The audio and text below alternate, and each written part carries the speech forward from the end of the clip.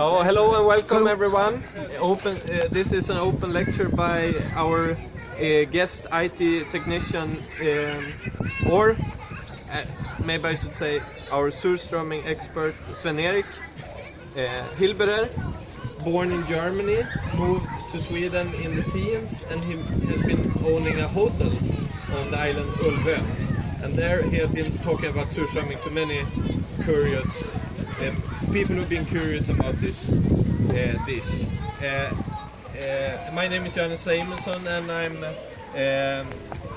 adjunct teacher here, and this is really important for you to see. Okay, thank you. Close that. Oh no one's talking. Well, I'm not an expert in any way, but as Johannes said, I had a small hotel out on an island called Ulvön, which is about 150 kilometers south of Umeå. And it's in a beautiful archipelago called the High Coast, because the coastline is much higher than this flatland that we see here in Västerbotten. And we had 3 seasons. We had a spring season where we took conference groups, companies came there and had conferences, and then there was the tourist season, and then there was the autumn season where we also had conference groups. And of course these conference groups, they knew that Ulvön, which is sometimes classified as the capital of surströmming, because there was a lot of surströmming produced on this island earlier, but nowadays none. But they always wanted to taste surströmming. But can you make an introduction about what is surströmming for anyone who does not have a clue about what is that? It is fermented herring, fermented Baltic herring. And then, because many of these groups, they considered it as a practical joke. They wanted to do something funny for their guests and so. And I never liked that, because I like surströmming, to eat it. And it has a history. Nowadays it's considered as a delicacy here in Sweden. You don't eat it from day to day or several times a week or so. So it's a delicacy, and I think for respect for the dish, I always said that if you want to have surströmming at my hotel, then you also have to pay me for an introduction of what it really is. Anyway, this is from Röda Ulven, I can see, and that is located in this area, High Coast, that I told you about. And most of the fermented herring is produced in Sundsvall, and then you have in Örnsköldsvik, and you also have in Husum. It's quite a closed area there, or closed in the North Swedish way of talking about small area. You eat it, you can see, this is the traditional thing you eat it with, and when I eat it, then I only take potatoes. Because all of this actually is to mildden the taste. For those of you who never have smelt it, you will probably be shocked, because it has a strong smell. If you dare to taste it after the smell, you will discover that it is something different. It's much better to taste it than to smell it. It's very salt. Can you describe the smell? No, let's go for it. And before I open it, I mean, this it's from some say rotten herring, but it is fermented. And fermentation is, as you know, a very common method of preserving food, not only in Sweden. I mean, you have in Germany you have something called sauerkraut.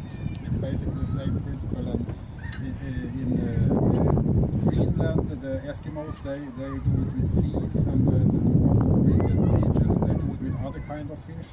So it's a very old food preservation method. There are almost academic discussions of how this all started, and I don't can say that the one is wrong and the other is right.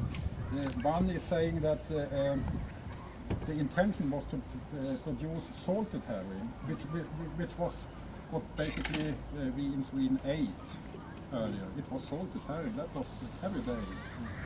And that salt was expensive, and they started to take smaller amounts of salt so that the fish started to yeast.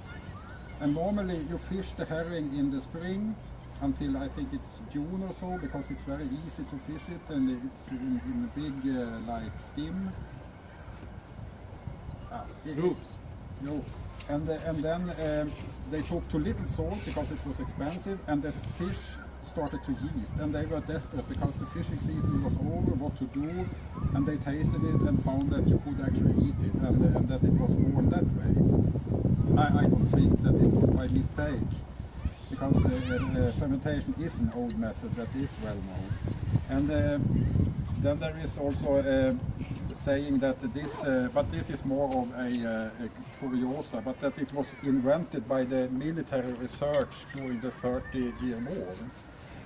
Because the king had to send food with the soldiers down to Europe until they could start to plunder and be like self-sustained.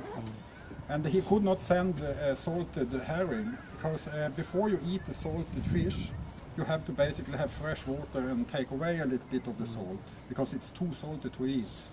And fresh water, that is often a lack of on battle herring, because this you can eat from directly, it's not so salt. And that it also had a scaring effect on the enemy. There are no documents, scientific documents, that it actually was used in old armies, but there are a lot of signs that it also was used as soldier food. You can see here now that it is a bit swollen, and that is because in the old days they used to put the fish into wooden caskets, but nowadays you only find it in these tin cans, and that it is a bit swollen. And that is of course because it continues to yeast when you put on the lock. And if you turn the tin, then you can see that this one is inlagged. It is put in the tin at July 2016, that was last year. And it is best used before January 2018. So it's a product that you can keep for quite a long time.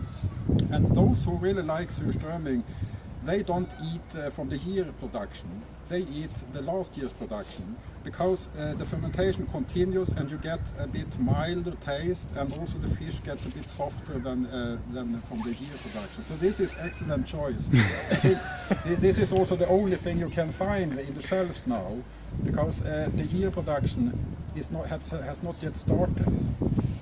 It was also a law that said that you cannot start to sell the year production until a date in August, and that was because some were cheating. They wanted their product to come out as fast as possible before the others, so they sold fish that was really not finished, but that law is gone.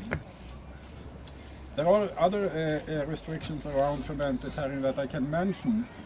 For instance, Air France and British Airways, you cannot take it on flights. No, they didn't check baggage either? No, I don't know about that, but because there has apparently been accidents up in the air where these have been opened, and the cleaning of an airplane is very expensive.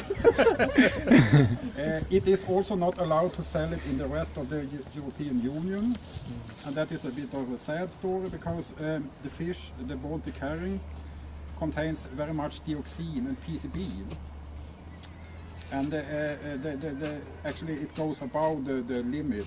So I would not recommend anyone to eat this every day, because then you get too much dioxin. But here in Sweden we have this exception. It was a temporary permission from 2002 to 2011. But from 2012 it's permanented. So we are allowed to produce it in Sweden and sell it within Sweden. But you cannot find it in other countries. It's milled, mixed with female and male herrings. You can also buy tins that only have female herrings, because you can eat the caviar. On the row. Yeah.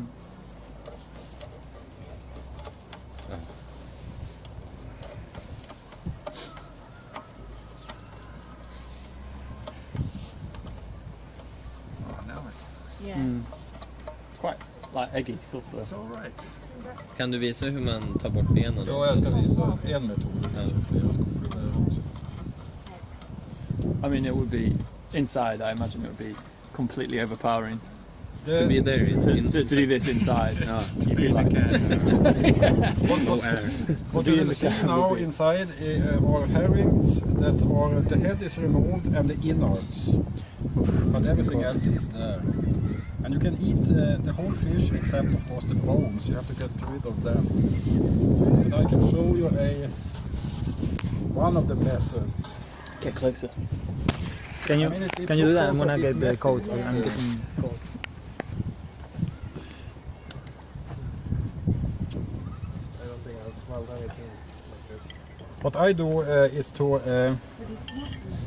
I put the fish like this on the side, Okay. and then I put in quite firmly like this and open up here. This is a male. So this we get rid of. And this also. So that is what leaves the fish. And then I put it like this. This is a very good method on the last year's production. And then I take the fork and then I press it like this, carefully because it can spray you. Whole fish like that, so. And turn it around. And then I get in with a knife under the bone, like this. So, and cut Very up. always discuss the best way to take it apart. And everyone And like this. has different So here is the, you don't take away the skin either, that you also eat. And I usually take potato now and start eating it. But if you want to do it on the bread, you can cut it, especially for tasting the first time, you can make small pieces on it that you use more or less like A spice. like a spice, exactly. This fin you can also take off. There was so much. Could you take it out?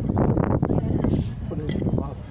Yeah, you might have seen YouTube videos of Texan boys, they put it in, but that is barbaric. So this is what you put on the bread now and then start eating. Enjoy. Okay. Okay, let's try. I mean, come on. Can I pause? We have been through this, so now I mean, I have been told that it tastes so much yeah, better. exactly. You will discover So this it's is the very first soft. time that you try it, Yes, Sandra? I have After never tried 6 And don't- years. Yes. When you're I have stayed away from this. How Maybe the onions, like I want to try it to cure. okay. So you kind of you do it. I like these. Have you eaten them? No, this one I haven't. How but- is is there a specific order? No. Take this stuff also Okay. and make the potatoes a bit smaller. You're running out of